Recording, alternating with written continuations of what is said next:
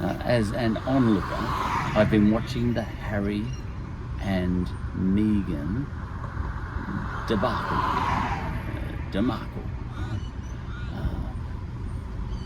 It's a train wreck in slow motion, and the train, the process of the train crash may have commenced, for all I know, when a prince from a conservative household married a progressive Hollywood celebrity.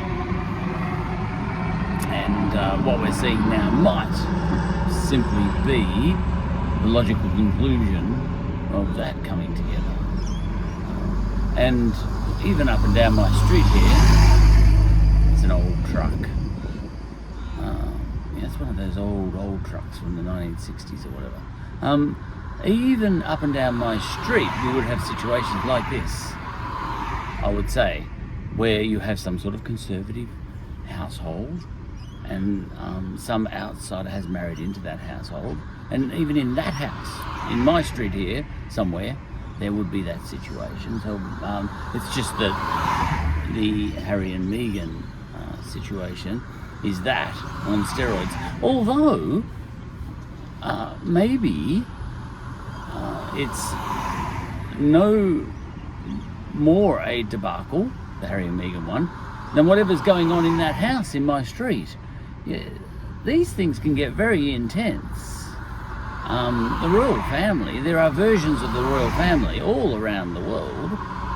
In my street there would be one, there are families, not technically royal, but they're conservative and know how to do things properly, and when they step outside they've always got a nice tie on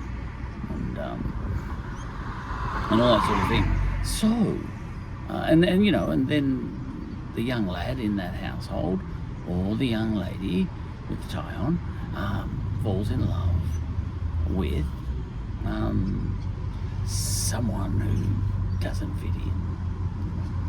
All right, and but the person, they've fallen in love, and that's that. Romeo and Juliet. All right, two households.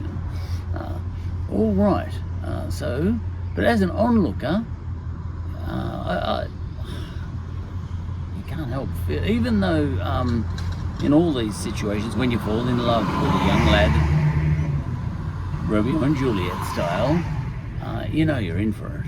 And Meghan would have known she was in for it to a certain extent, but even though you're in for it in a situation like that, whether it's in that household in my street and some boy has fallen in love with the boy in that household, and it's a conservative household and all that sort of stuff, and they go to church and all that sort of thing, and the boy wants to be walked down the aisle by his father, and his father is can't quite come at that, and all that sort of thing. So you get these situations, and anyway, but even though it's going to be challenging, I suppose you go through with it because you might be in love, or whatever that means. All right, and there's all different versions of love, I'm sure. All right, but I guess I look at these things as an onlooker, and feel I don't feel that anxious about those situations, because that's just life. I could feel anxious about that, but then you would never stop feeling anxious if you got yourself emotionally involved in all these situations, Harry and Meghan included. I can't relate it back to my life, the Harry and Meghan situation. I can't relate to it at all. So I find it hard to get anxious about it. I can imagine someone who's that person in my street who's in that situation. I can imagine the Harry and Meghan debacle being triggering for that person. They're still an onlooker, that person. They're not going to get involved, and they might get involved, but then they wouldn't be an onlooker. All right, that person in that house could be an onlooker and still feel anxiety. I'm an onlooker, and I don't feel anxiety because I can't quite relate it back to myself. I can feel sympathy but not empathy, and that other person can feel empathy towards Harry and Meghan. Oh yeah, that's what I was going to say. I can imagine in that situation down there in my street, and with the Harry and Meghan situation, someone like Meghan, she would have known she was in for it. But that doesn't make it any easier once it comes along.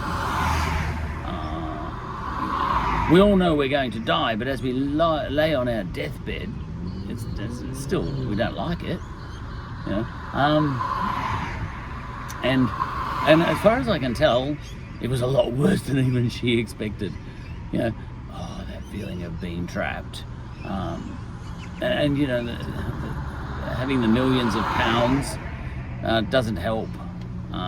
Just that utter feeling of being trapped and if your whole life is built around and your identity is built around being first fiddle, gee, it must be hard when you are just sidelined in favour of, what's her name? The princess, Kate, not Mary. I keep thinking, I always get Kate and Mary mixed up. Kate, it would be hard being sidelined and made to play second fiddle and all that sort of stuff if you're a first fiddle kind of girl, like Meghan is, even though you knew that was coming. But it might have been more brutal than she thought, and to a certain extent, because everyone recognised that she was a first fiddle sort of girl, they might have even gone down. It might have even come down on her even harder for trying to be another Diana or something. They might have come down on her even harder, and she may have had a worse experience because of her own personality. But that's not her fault. There's onlookers that feel anxious, and there's onlookers that don't, depending on their, this looks like I've got a sunbeard. There are onlookers who feel anxious, and there are onlookers who don't feel anxious. And I'm the latter. All right, now what else have we got? I came up with this word, which a lot of people use, agents. There are agents in the world too. There are people, by the way, feeling anxious on the other side of the fence too, because they can see it from the monarchy's perspective. All right, so there's that, and as far as they're concerned, and they're feeling anxious, they're onlooking as well. They're all onlookers, all these people, and some are feeling anxious and some feeling. Look, I like the monarchy, and I quite like Harry and Meghan, I think. So I'm feeling, I feel sympathy and upset for them. But then again, there was a bomb that went off in Equatorial Guinea yesterday. It killed lots of people, and when I sort of closed my eyes and thought about not only the people who died and all their families, but all the people who were maimed, my God, if you could just see those injuries, scores of people, a dynamite factory exploded, and there were all sorts of secondary explosions and all that sort of thing. And I was an onlooker in that situation too, and I wouldn't say I feel anxious. I'm getting quite used to that in a very bad way. And there's that huge fertilizer bomb that went off in Lebanon. I don't know if it's wrong or whatever, but I feel I'm an onlooker, and those things don't make me anxious as such, because I've read history and that sort of stuff has been happening forever. Little babies have been dying of cancer and all that sort of stuff at 2 days old in sheer agony. Where's God in that and all that sort of stuff, So I'm an onlooker, and very occasionally I'll become an agent where I'll step in and I'll no longer be an onlooker.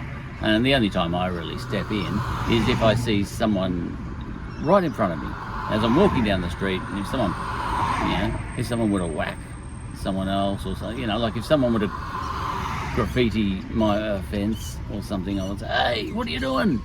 And I become an agent, all right. But there are some people who are agents. So I'm an onlooker that's occasionally an agent, but I'm not one that gets anxious. But there are onlookers that get anxious, and they can't even watch that Harry and Meghan saga if there's a news article about it, they avoid it because they might be pro-monarchy and it's upsetting them just reading all this, and they might be pro-Meghan or whatever and everything she stands for, and they get upset reading it too. So both sides of the fence. You're all onlookers, but there are agents who want to get in there when something like that happens, like the Equatorial Guinea dynamite going off and there's people dying. They would be on a plane tomorrow going over there and lending assistance. And the same goes with the monarchy and Meghan and Harry and all that sort of stuff. They actually get onto social media, for example, and they don't want to only be an onlooker. They actually dive in, and they're agents for change or agents for support. And they might support Harry and Meghan on social media at the very least, or actually hop on a plane, go over there and put an arm around her and say, hey, there, I'm in the same boat.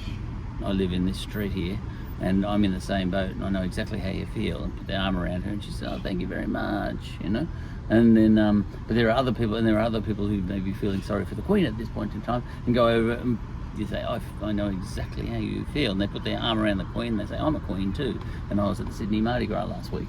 All that sort of stuff. So I know exactly how you feel, and they put their arm around the Queen, and all that sort of thing. So these people are agents. They actually get involved. And I think agents tend to get involved in a lot of things like that, and it can be anxiety-inducing, but not as anxiety-inducing because they feel they can do something about it.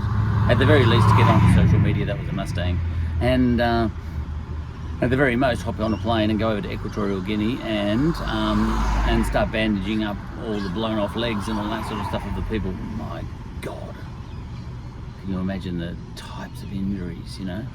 Crushed bones and all that sort of stuff would be shocking. I better get going. Now, these agents, I think, feel less anxious because they feel they can do something about it.